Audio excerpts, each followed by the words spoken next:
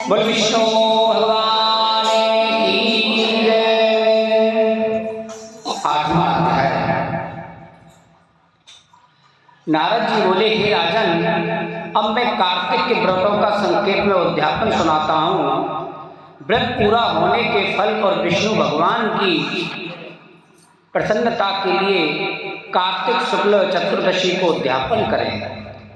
तुलसी के ऊपर 4 द्वारों का मंडप बनाकर तोरण बंधनवार बांधकर फूल और चमर से सजावे और चारों द्वारों पर मिट्टी के बने पुण्यशील सुशील जय और विजय द्वारपालों का पूजन करें और तुलसी के पास 4 रंगों से सुशोभित सर्वतोभद्र चक्र बनावे।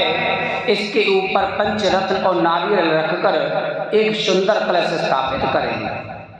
फिर वहाँ शंख चक्र गदाधारी पीताम्बर से युक्त लक्ष्मी सहित विष्णु भगवान की स्थापना करके पूजन करें और व्रती पुरुष मंडल में इंद्रादि को पूजे और द्वादशी को भगवान उठे तो त्रयोदशी को देवताओं ने उनके दर्शन किए और चतुर्दशी को पूजन करे। उस दिन शांत और सावधानी से उपवास करे। गुरु की आज्ञा को प्राप्त करके भगवान कृष्ण की स्वर्णमयी प्रतिमा का पूजन षोडशोपचार से करके और विविध भोग अर्पण करे।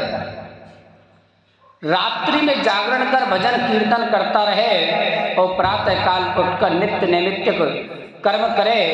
इसके पश्चात हवन करे, ब्राह्मणों को भोजन करावे, धन का लोभ छोड़ यथाशक्ति दक्षिणा देवे। उपवास कर ऐसे वैकुंठ को पावे। इस वैकुंठ चतुर्दशी के महात्म्य को देवता और शेष जी 100 वर्ष में भी नहीं कह सकते। जो भगवान चक्रपणि के जागरण में भक्ति पूर्वक आंगन में गायन और नृत्य करते हैं उनको सहस्र गौओं के दान करने का फल मिलता है। इसी दिन विष्णु भगवान मत्स्य रूप हुए थे, अतः उनको प्रसन्न करने के लिए इस स्थिति में उन ब्राह्मणों को खीर आदि अन्न का भोजन करावे तथा अतो देवा मंत्रों से तिल और खीर का हवन करें। तत्पश्चात यथाशक्ति दक्षिणा दें और नमस्कार करें, जिसके करने से अक्षय फल मिलता है। फिर विधि पूर्वक कपिला गौ का पूजन करें और उपदेश करने वाले गुरु को सप्तलिक वस्त्र आभूषण से सुसज्जित करें।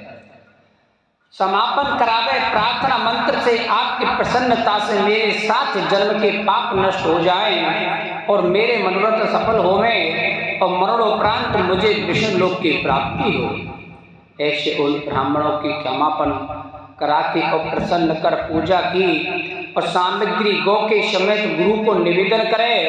फिर अपने बांधवों सहित स्वयं भोजन करे और कार्तिक और माघ की ये विधि कही है।